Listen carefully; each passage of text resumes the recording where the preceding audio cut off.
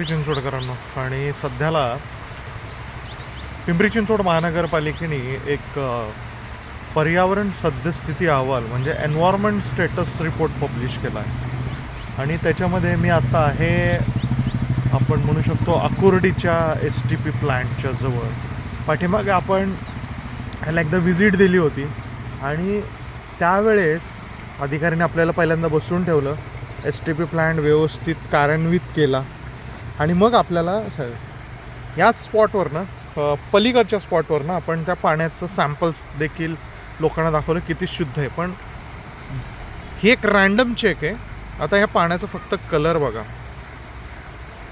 हा म्हणजे जो पाण्याचा कलर इकडनं येतोय, ह्या गटारीचा कलर, तोच कलर हा पाण्याचा पलीकडच्या साईडने आहे. तुम्हाला हे पडणारं पाणी देखील दिसत असेल. वॅरॅज ह्याच्या आधी जेव्हा आपण अशीच सरप्राईज व्हिजिट या STP प्लॅन्टला केली होती, ठीक आहे, त्यावेळेस हे एकदम शुद्ध पाणी होतं. आपण जो नेहमी एक गोष्ट सांगतो की पिंपरी चिंचवड महानगरपालिकेचेच STP प्लॅन्ट हे चालवले जात नाही आहेत. आणि ह्याचं एक जिवंत उदाहरण म्हणजे आपण जेव्हा हे STP प्लॅन्टचे इलेक्ट्रिसिटी कन्झम्शन्स बघितलं तर STP प्लांट्सच्या लाईट बिल महिन्याला हे 9,000 रुपये आहेत. काही महिन्याचे, काही महिन्याला 0 आहेत, काही महिन्याला ते 4-4.5 लाख आहेत. एवढा डिफरन्स होऊ शकत नाही. याचा अर्थ हे STP चालवताना बेईमानी केली जाते. आता हे बघा, इथे बघा, लिटरली मी याच व्हिडिओबरोबर ह्याच्या आधीचा व्हिडिओ देखील टाकणार आहे. आणि तो एवढ्यासाठी की पाण्याची काय क्वालिटी होती, आत्ताची क्वालिटी बघा.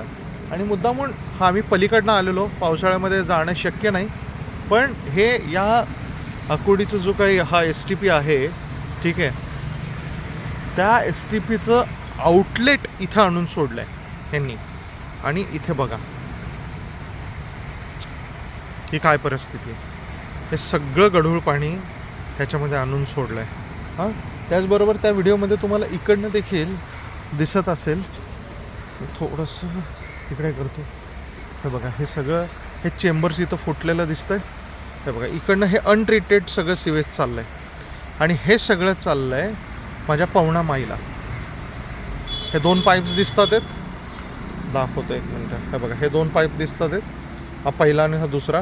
ह्या 2 पाईप्समधनं हे अनट्रीटेड सिवेज सगळं आलं आहे आणि ते चाललं आहे पवना नदीला. आता मला एक सांगा की एवढ्या जवळ हे सगळं दिसतं आहे, असं असताना ते की हे डिस्चार्ज कुठून येते, काय होतं. आणि पवना नदी ही सगळ्यात जास्त प्रदूषित का दाखवली चालली, कारण ही प्रदूषित जर झाली तरच नदी सुधार प्रकल्प रेटता येईल.